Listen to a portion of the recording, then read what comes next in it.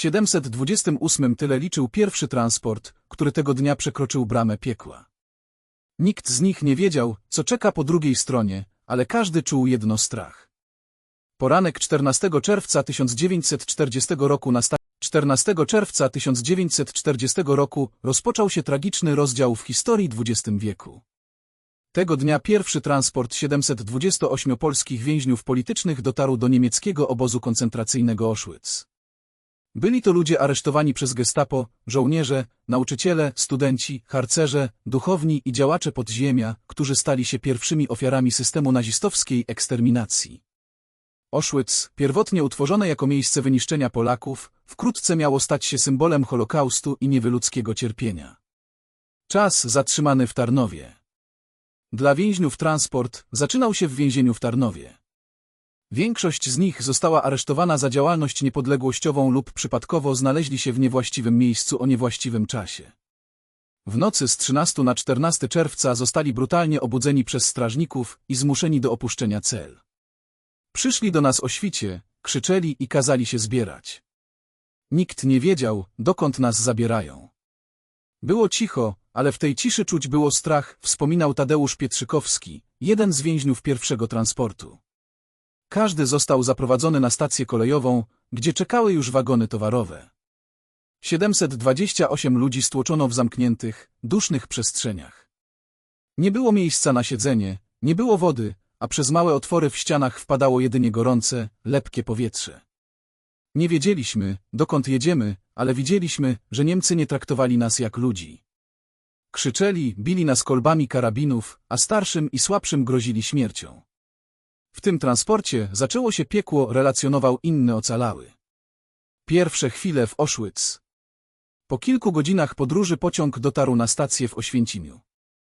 Było wczesne popołudnie, słońce prażyło bezlitośnie. Więźniów wyrzucono z wagonów. SS-mani krzyczeli rozkazy po niemiecku brutalnie, niezrozumiałe dla większości. Wyskakiwaliśmy z wagonów, bo kazali nam się spieszyć.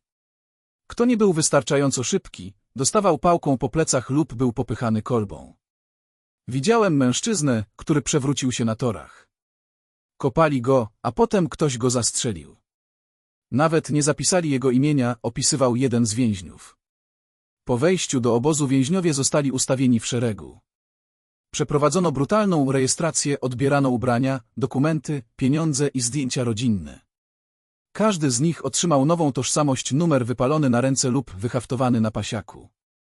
Kiedy odebrali mi ubrania, poczułem, SS-mani bawili się naszym kosztem.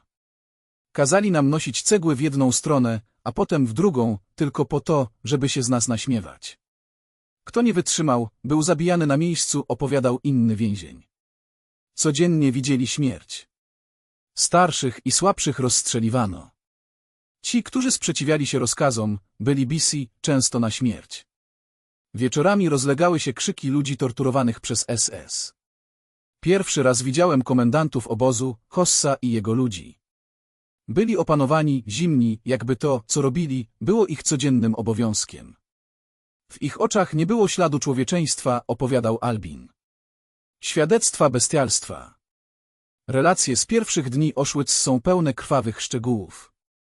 Jednym z pierwszych aktów terroru była selekcja osoby, które uznano za niezdolne do pracy, zabijano natychmiast. Ci, którzy przeżyli, musieli wykonywać najcięższe prace, jedząc jedynie rozwodnioną zupę i kawałek spleśniałego chleba. Każdego dnia zabierano ludzi do lasu. Słyszeliśmy strzały, a potem ciszę. Kiedyś kazano nam iść tam, by zakopać ciała. Niektórzy jeszcze żyli, wspominał świadek pierwszego transportu. Ziemia nasiąknięta krwią. Każdego dnia ktoś umierał.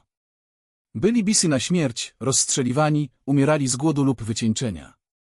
Jednak najgorsza była utrata człowieczeństwa. SS-mani kazali nam nosić ciała naszych kolegów. Widok martwych twarzy, które kiedyś były pełne nadziei, prześladuje mnie do dziś. To nie był obóz, to była fabryka śmierci, mówił ocalały. Pamięć o ofiarach. Dziś Auschwitz jest pomnikiem pamięci. Pierwszy transport przypomina o początku systematycznego ludobójstwa, które pochłonęło miliony istnień. Każdy numer, każde wspomnienie z tych dni to przestroga przed powrotem takiej nienawiści. Dziękuję bardzo za wysłuchanie.